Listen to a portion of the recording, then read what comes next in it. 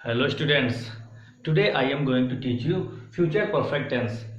इस टेंस को मैंने दो पार्ट में बांटा है वीडियो को, पार्ट ए और पार्ट बी। पार्ट ए और पार्ट बी। तो पार्ट ए इस वीडियो में मैं आपको सिंपल फ्यूचर परफेक्ट टेंसेस के बारे में बताऊंगा। सिंपल फ्यूचर टेंस मतलब ये ऐसे सिंपल वाक्य होंगे जो simple total future perfect tense पर ही डिपेंडेंट होंगे। और पार्ट बी वाले वीडियोज में मैं आपको जो है बिफोर और आफ्टर वाले सेंटेंसेस मतलब वो कॉम्प्लेक्स सेंटेंसेस और कंडीशनल सेंटेंसेस फ्यूचर पर इंडिकेशन को देते हुए होंगे। तो ऐसे सेंटेंसेस के बारे में मैं आपको बताने जा रहा हूँ फ्यूचर परफेक्ट टेंस। तो फ्यूचर परफेक्ट टेंस क्या होते हैं? परफेक्ट माने इससे पता चलता है कि परफेक्ट माने कोई भी चीज जो है परफेक्ट हो गई होगी, पूर्ण होगी। तो इससे फ्यूचर से ये कंफर्म होता है कि जो वाक्य हमारा होगा वो भविष्य के लिए ही होगा और परफेक्ट माने पूर्ण हो जाएगा। तो भविष्य के लिए उसके बारे में सोचा जाएगा, जो कार्य होगा भविष्य में वो कंटिन्यू नहीं चल रहा होगा, बल्कि वो कार्य संभावना की फ्यूचर में वो पूरा हो चुका होगा। जैसे इसमें सेंटेंसेस है, जैसे वे विद्यालय जा चुके होंगे, वे घर जा चुके होंगे, वो स्कूल में रह चुके होंगे या पढ़ चुके होंगे। ऐसे सेंटेंस है जहां पर तो इसकी सेंटेंस की रिकग्निशन क्या है? सेंटेंस की रिकग्निशन सिंपल ये है कि जो भी हमारा सेंटेंस हिंदी का होगा, हिंदी का जो भी सेंटेंस होगा उसमें हमें वाक्य के अंत में at the last of the sentence क्या होगा? चुका होगा, चुकी होगी, चुके होंगे, चुकेंगे, चुकूंगा, चुकेगी आदि सेंटेंस है। इस तरह के सेंटेंस है वाक्य के वर्ड के जो है सेंटेंस में लास्ट में जरूर ही आएंगे। तो जो भी हमारा वाक्य होगा उस वाक्य के सेंटेंस के अंत में इनमें से कोई ना कोई एक ना एक वर्ड जरूर आएगा। तो वो ऐसा अगर कोई सेंटेंस आ रहा है तो हमारा टेंस कैसा हो गया? फ्यूचर परफेक्ट टेंस होगा। तो फ्यूचर परफेक्ट के लिए हम लोग चलते हैं कि इसके जानने के लिए, समझने के लिए कि क्या होता है। तो इसके लिए पहले चलते हैं हम लोग अफर्मेटिव सेंटेंसेस की ओर। तो अफर्मेटिव सेंटेंसेस हमारे कौन से होते हैं? अफर्मेटिव स्वीकारात्मक वाक्य, अफर्मेटिव सेंटेंसेस की ओर। तो इसमें चलते हैं हम लोग हेल्पिंग वर्ब। इसमें तो दो ही तरह से दो है helping verb, will be, will have और शैल हैव। आई बी के साथ हम लोग शैल हैव का यूज करेंगे, आई बी के साथ क्या करेंगे? शैल हैव का यूज करेंगे। और आई बी को छोड़कर जितने भी फर्स्ट पर्सन प्रोनाउन के अलावा जितने भी हमारे पास बचे हैं, सेकेंड पर्सन, थर्ड पर्सन, उन सभी के साथ हम लोग रिमेन जितने भी हैं, रिमेन्स ऑल अदर सब्जेक्ट्स। आई बी को छोड़कर हमारे पास जितने भी सारे सब्जेक्ट्स हैं सेंटेंस में, जो भी हमारे करता है, जैसे ही, सी, इट, यू, बॉयज, गर्ल्स, सभी के साथ क्या यूज किया जाएगा? विल हैव का यूज किया जाएगा।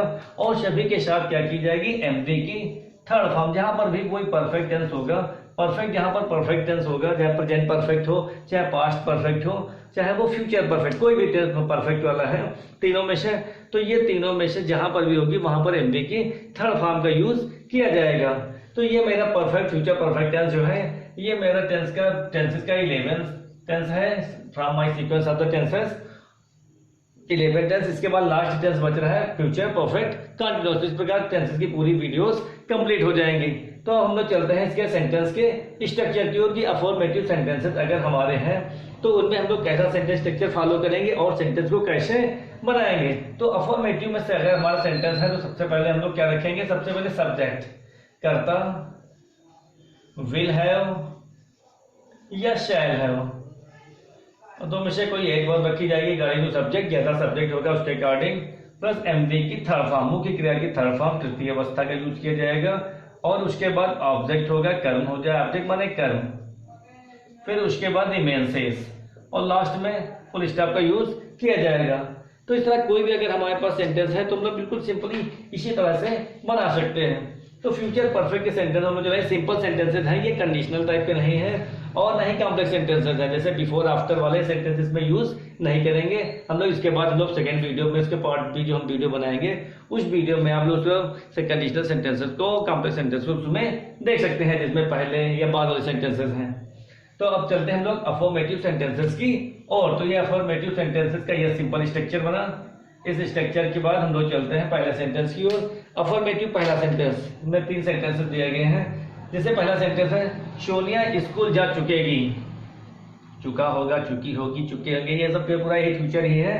तो फ्यूचर में सोनिया स्कूल जा चुकी होगी, तो सब्जेक्ट कौन है हमारा? सोनिया। सोनिया सुनने के साथ क्या लगेगा, आई बी के साथ shall verb लगेगा और उसके साथ क्या विल हैव। तो Sonia will have. M B की थर्ड फॉर्म का यूज करेंगे हम लोग, जाना, जा चुकेगी तो टेंस का फ्यूचर रिकग्निशन मिल रही, टेंस की पहचान मिल रही हमारी क्या है, चुका होगा, चुकी होगी, चुके होंगे, ये सब कुछ फ्यूचर में ही है। तो जाना, जाना गो, वेंट, गॉन। तो थर्ड फॉर्म क्या हुई, गॉन, गो की थर्ड फॉर्म गॉन। फिर उसके बाद कहाँ गई है, Sonia will have gone to school.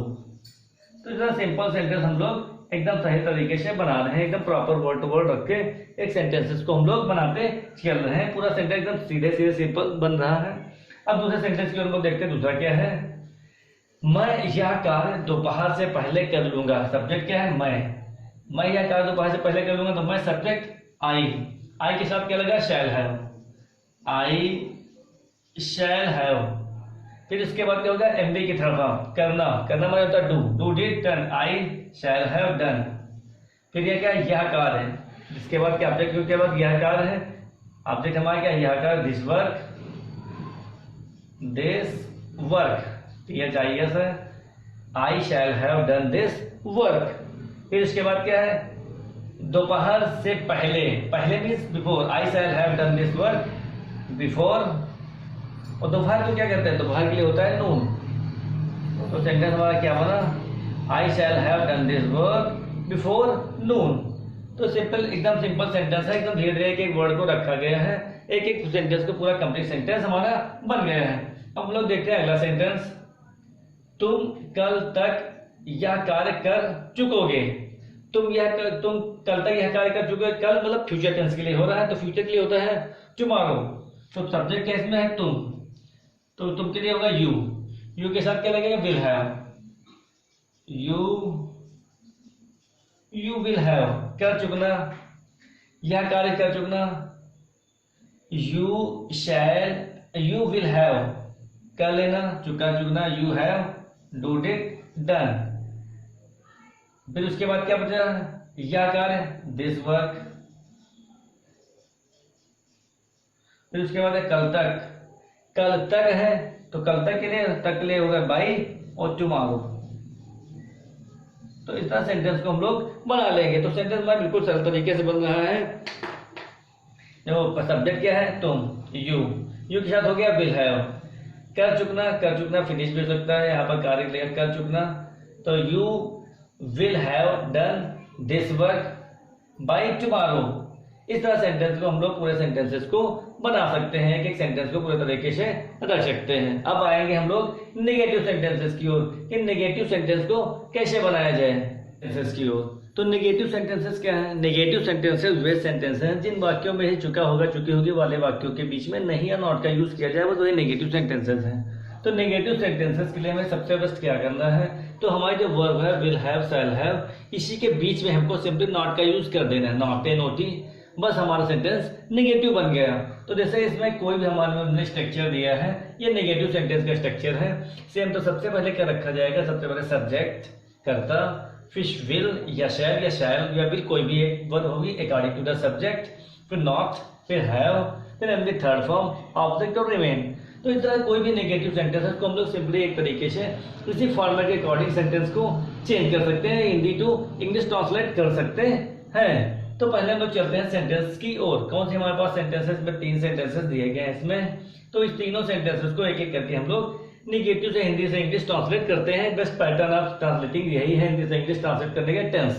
तो टेंस के अकॉर्डिंग अगर हमको ग्रामर कंप्लीट होता है तो हम कोई भी सेंटेंस या कोई भी सेंटेंस को अच्छी तरीके से बोल भी सकते हैं दूसरे से, और स्पीक भी कर सकते हैं, टॉक भी कर सकते हैं। और सेंटेंस को ट्रांसलेटिंग का अच्छा पैटर्न है, ग्रामर ट्रांसलेशन मेथड है ये।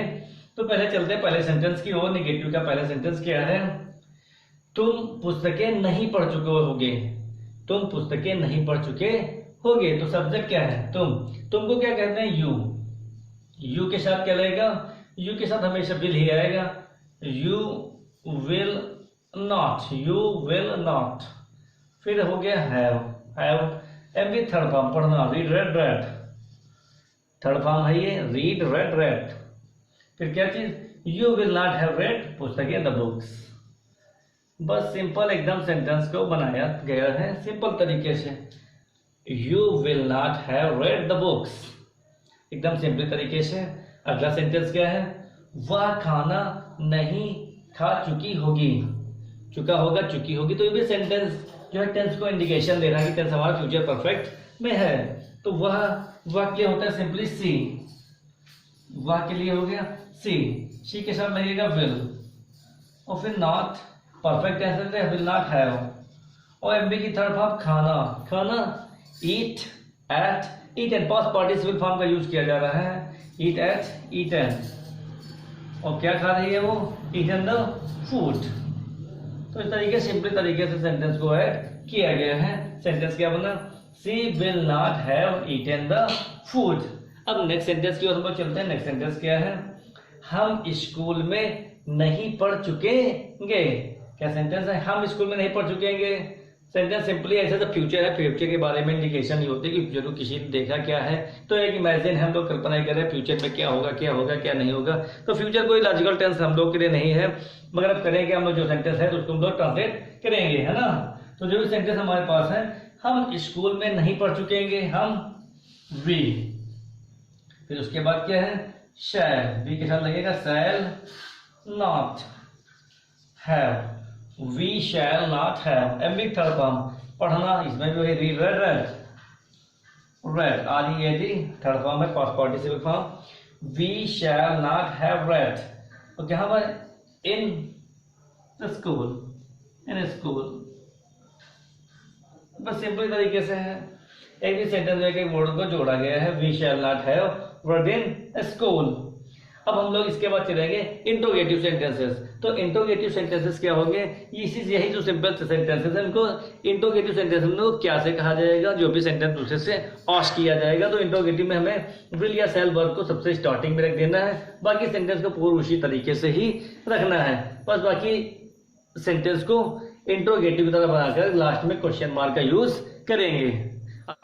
तो अब हम लोग आ रहे हैं इंट्रोगेटिव सेंटेंसेस की ओर। इंट्रोगेटिव सेंटेंसेस क्या है, प्रश्नवाचक वाक्य, ऐसे वाक्य जिनमें क्या होता है, तो हमें सिंपल क्या करना है, जो भी पहचान यही होगी टेंस की, लास्ट में चुका होगा चुकी होगी चुकेंगे ये सब जरूर होगा, और क्वेश्चन मार्क रिकग्निशन यही होगी, पहचान सबसे मेन यही है। और वाक्य क्या से स्टार्ट होगा, अगर क्या से स्टार्ट है मान लो सेंटेंस कैसा है और चुका होगा चुके, तो फ्यूचर परफेक्ट क्या है, तो हमें याद यही रखना है कि विल हैव शैल हैव शायद हमको यूज करनी है, और दोनों के बीच में हमें सब्जेक्ट को रख देना है। तो सबसे पहले हमें क्या करना है इंट्रोगेटिव सेंटेंसेस के लिए, तो सबसे पहले इंट्रोगेटिव प्रश्नवाचक वाक्य। तो प्रश्नवाचक वाक्य में चलते हैं जहां पर हमारा वाक्य क्या से स्टार्ट है, तो क्या के लिए हम लोग वर्ब विल या शैल का ही यूज करेंगे, किसका, विल या शैल का। फिर उसके बाद सब्जेक्ट को लाएंगे, फिर have MP third form object और रिमेन के बाद क्वेश्चन मार्क को रखा जाएगा। तो हम लोग चल रहे हैं, क्या माता जी रामायण पढ़ चुकी होंगी, तो क्या माता जी हमारी सब्जेक्ट है, तो इसके अकॉर्डिंग क्या होगा, विल या शैल में से आईबी के साथ शैल होता है, अदर के साथ विल, तो क्या होगा will the mother, will the mother have. फिर पढ़ चुकी होंगी, will the mother have read the Ramayan. बस और कुछ में कुछ बचा ही नहीं, will the mother have read the Ramayan. Next sentence, क्या रेफरी खेल के मैदान को जा चुका होगा, तो रेफरी तो क्या है, तो इंट्रोगेटिव विल शैल ही होगा, तो क्या होगा विल सिंपल तरीके से रेफरी RAFER वाली रेफरी, विल रेफरी। फिर उसके बाद हैव जा चुका, गो वेंट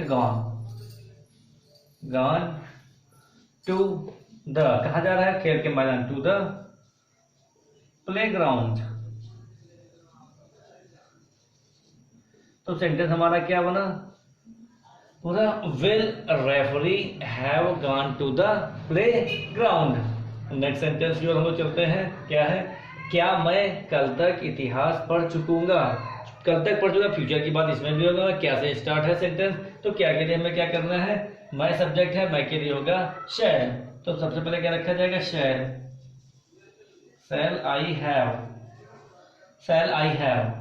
फिर उसके पढ़ चुकना, रेड क्या करना है उसको, शैल आई हैव रेड हिस्ट्री, और कब तक, कल तक, तो बाई टुमारो या till tomorrow, by tomorrow. Till तक के लिए टिल का भी यूज किया जा सकता है, इसलिए कोई प्रॉब्लम नहीं है। Shall I have read the history till tomorrow, till मैं तक, और बाय टुमारो टिल का भी यूज किया जा सकता है सेंटेंसेस में। ये टिल भी एक प्रीपोजिशन है, तो बाय भी सेंटेंस बाय एक क्लास के रूप में यूज किया जाता है, बाय भी ठीक है सेंटेंस। तो इस प्रकार से अगर कोई भी सेंटेंस हमारा इंट्रोगेटिव है तो इस पैटर्न पर बनाया जाएगा। अब हम लोग चलेंगे WH टाइप इंट्रोगेटिव सेंटेंसेस की ओर। तो WH सेंटेंसेस हमारे कैसे होंगे? WH टाइप सेंटेंसेस बिल्कुल सिंपल वो भी होंगे, उनमें भी कब, क्यों, कहाँ, कैसे वाक्यों के बीच में होगा, और चुका होगी, चुकी होगी कंडीशन होगा, लास्ट में क्वेश्चन मार्क जरूर होगा। तो ठीक है, अब हम लोग चलते हैं इंट्रोगेटिव WH टाइप की ओर। तो WH टाइप इंट्रोगेटिव सेंटेंसेस कैसे हैं? WH टाइप सेंटेंस का मेन स्ट्रक्चर उसी तरह रहेगा इंट्रोगेटिव की तरह ही, और बस उसके बाद जो है वाक्यों में जैसे कब, क्यों, कहाँ, कैसे सेंटेंसेस में है, जैसे वो विद्यालय में क्या कर चुकी होगी, तुम घर में क्या कर चुके होगे, वो लखनऊ में क्या कर रहा होगा, कर चुका होगा। इस तरह सेंटेंसेस जहाँ पर चुका चुकी होगी वाले वाक्यों में होंगे। तो जो कब, क्यों, कहाँ, कैसे हैं, तो जैसे क्या है इसमें, और इसमें कब है, कब, क्यों, कहाँ, कैसे, कौन, कितने। तो ये अगर जो भी वर्ड है चुका होगा, चुकी वाले भी, ये भी इंट्रोगेटिव WH वाले हैं, तो इनको उठाकर स्टार्टिंग में हमें रखना है, उसके बाद विल साइन रखना है, फिर सब्जेक्ट लागू, उसी पूरा इंट्रोगेटिव का स्ट्रक्चर हमें फॉलो करना है। तो स्ट्रक्चर को फॉलो करते हुए हम लोग बिल्कुल एक एक सेंटेंस बहुत इजीली बनाएंगे, बहुत ही सिंपल तरीके से। देखिए पहला सेंटेंस, वो घर में क्या कर चुकी होगी। तो सबसे सिंपल क्या है? क्या को निकाला, क्या मीन्स व्हाट। WH वर्ड इसलिए इसको आगे सबसे पहले रखा जाएगा, क्या होगा, व्हाट, क्या के लिए व्हाट। फिर उसके बाद स्ट्रक्चर, मतलब सब्जेक्ट हमारा है वह के साथ क्या लगेगा, विल, व्हाट विल सी। फिर उसके बाद सब्जेक्ट हो गया हमारा have, what will she have. Third form, कर चुकी होगी, what will she have do की third form, past participle form done, do did done, what will she have done. घर में रिमेन हमारा बचा यही, घर में, इन द हाउस। ये सेंटेंस हमारा पूरा बना। राहुल कब सवाल हल कर चुकेगा। राहुल कब सवाल हल कर चुके हैं, कब के लिए हो गया, when will subject Rahul, When will Rahul have solved the sum? Past participle form हो गई सॉल्व। क्या सॉल्व करना, solve the sum, solve the sum. इस तरह सेंटेंस को हम लोग कोई भी चाहे जैसा भी ट्रांसलेशन हो हिंदी टू इंग्लिश के लिए हम लोग बिल्कुल टेंस के लिए इजीली तरीके से बना सकते हैं। सेंटेंस वहां क्या था, जैसे राहुल कब सवाल हल कर चुकेगा, तो कब के लिए रखा गया, व्हेन। बाकी सेम सेंटेंस को इंट्रोगेटिव की तरह ही बनाया गया, when will Rahul have solved the sum. तो इस वीडियो में मैंने आपके लिए फ्यूचर परफेक्ट टेंस का पार्ट ए बताया है, और पार्ट बी में अगले वीडियो में मैं आपको फ्यूचर परफेक्ट टेंस के कंडीशनर और कॉम्प्लेक्स वाले सेंटेंसेस, आफ्टर और बिफोर वाले सेंटेंसेस को बताऊंगा कि कैसे तुम्हारे जाने के बाद रवि घर में आ चुकेगा। इस तरह के सेंटेंसेस तो सेंटेंस को कैसे बनाया जाए, तो उसमें सिंपली रूल्स को कैसे यूज किया जाए, मैं उन सभी सेंटेंस रूल को आपको बताऊंगा। इसलिए अब मेरी प्रॉपर वीडियोस को आप रेगुलरली 1 by 1 एक देखते रहिए, जिससे आपकी पूरी ग्रामर का टेंसेस का क्लियर जानकारी आपको मिल सके। Okay, thanks for watching.